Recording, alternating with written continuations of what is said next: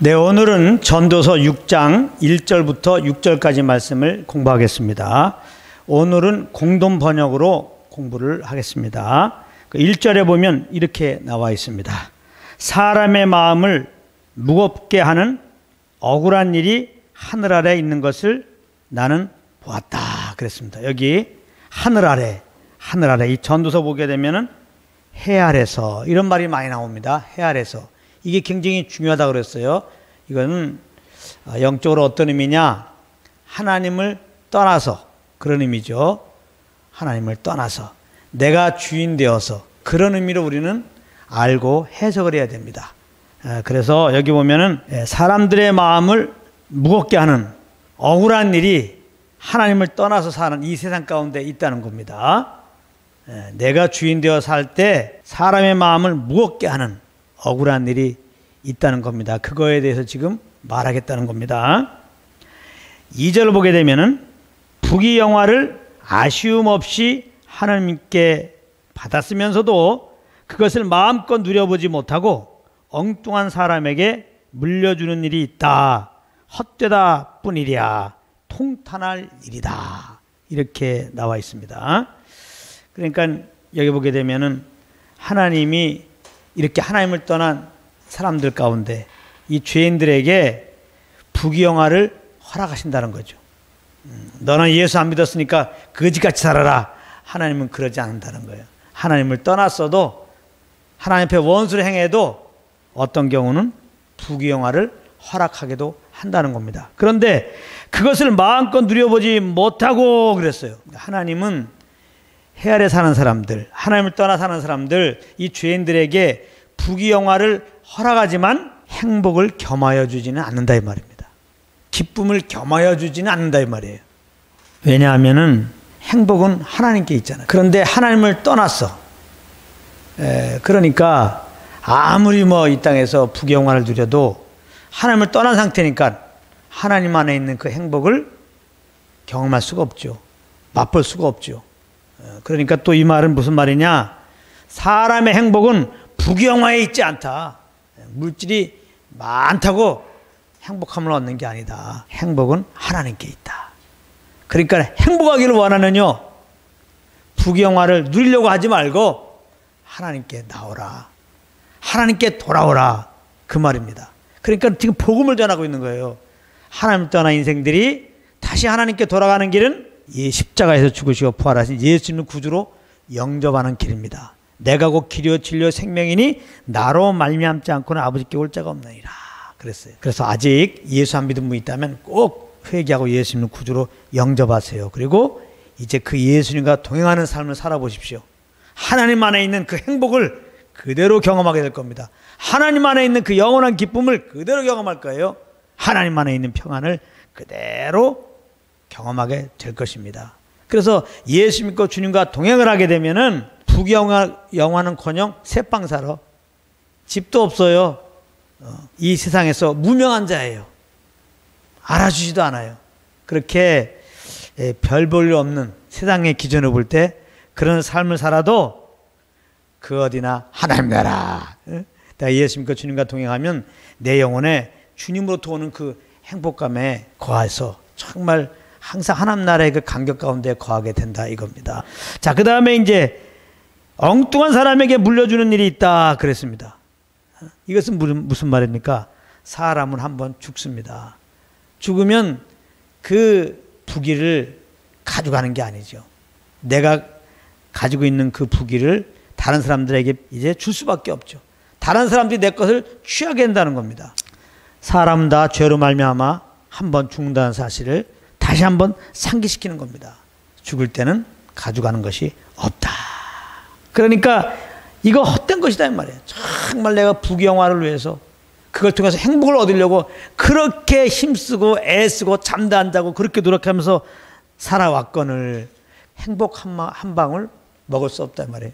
기쁨 한 방울 맛볼 수 없다 이 말입니다. 그리고 한 번 죽는다.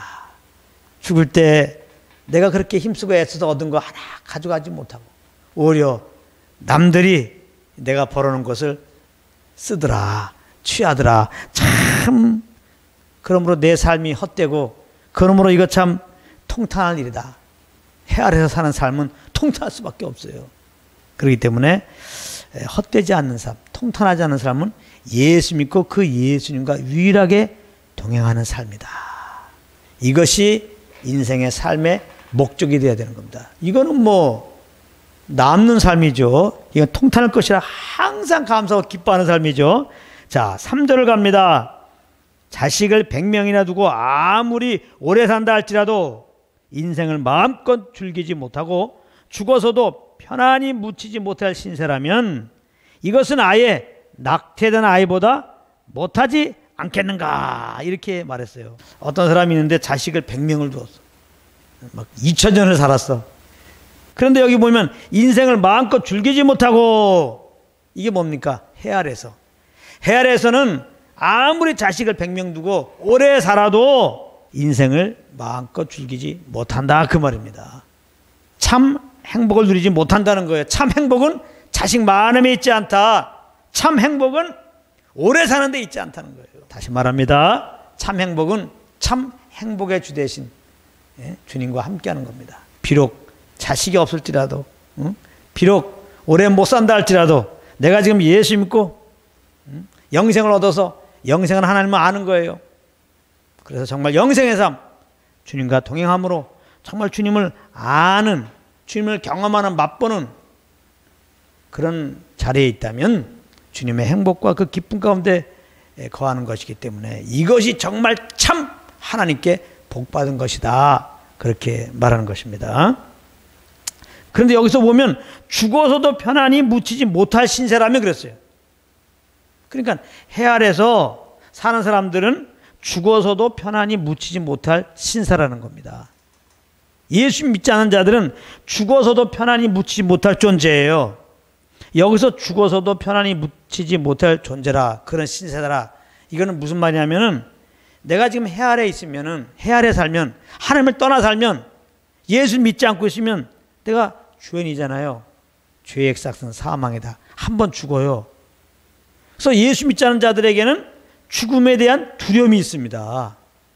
이 죄에 대한 형벌에 대한 두려움이 있어요. 히브리서 말씀하기를 한 번 죽는 것은 사람에게 정한 것이요 그 후에는 심판이 있으리니 그랬어요. 이 심판에 대한 두려움이 있어요, 사람들은. 근데 심판에서 어디로 보내십니까? 영원한 불지옥에 보냅니다. 영원한 불지옥에서 영원한 고통 가운데 거할 것에 대한 두려움이 해 아래 사는 사람들에게는 있습니다.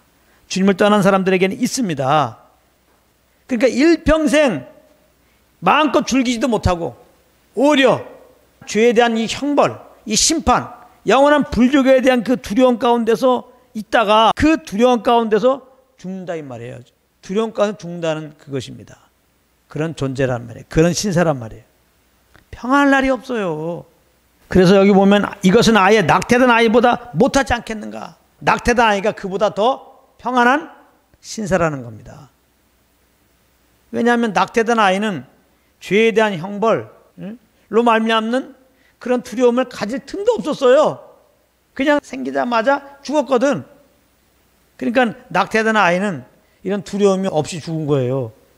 그러니까 낙태된 아이가 그보다 더 평안한 신세라는 겁니다. 그러므로 예수 안 믿으면 오래 산 게 축복이 아니라 이게 문제가 되는 겁니다.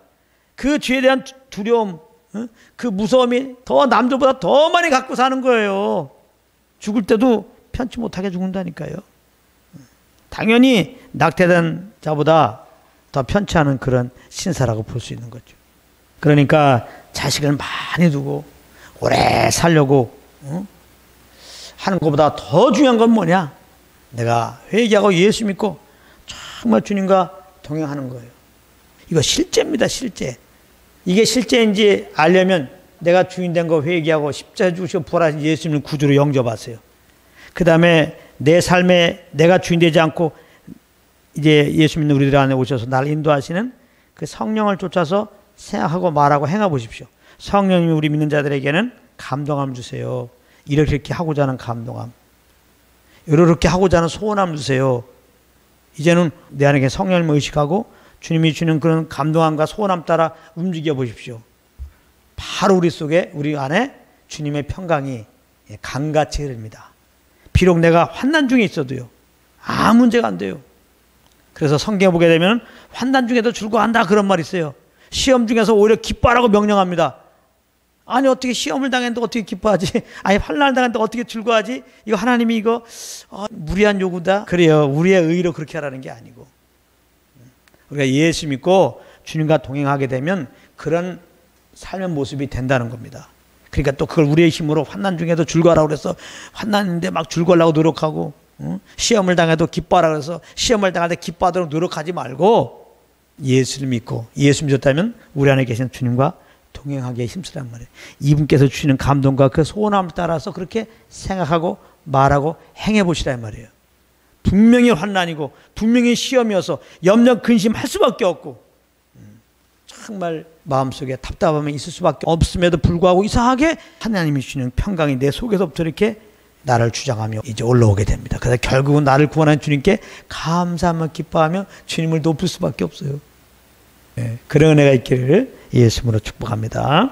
6절에 보면 결론적으로 즐기지도 못하는 인생, 천년의 갑질을 살아도 별 수가 없다. 모두 다 같은 곳으로 가는 몸들이 아닌가. 그래서 해 아래 사는 인생들, 주님 떠난 인생들은 즐기지 못하는 인생이에요. 절대 못 즐긴다고 그랬어요. 뭐가 있어요? 즐기기는커녕 죄의 형벌에 대한 두려움, 하나님 심판에 대한 두려움, 영원한 불족에서 고통 가운데 거할 거에 대한 무서움, 이것이 그 마음에 항상 있는 겁니다. 여기서 해방되는 길은 다른 것 없습니다. 우리 죄를 짊어지고 대십자에 피 흘려 죽으시고 부활하신 예수님은 구주로 영접하는 것밖에 없어요.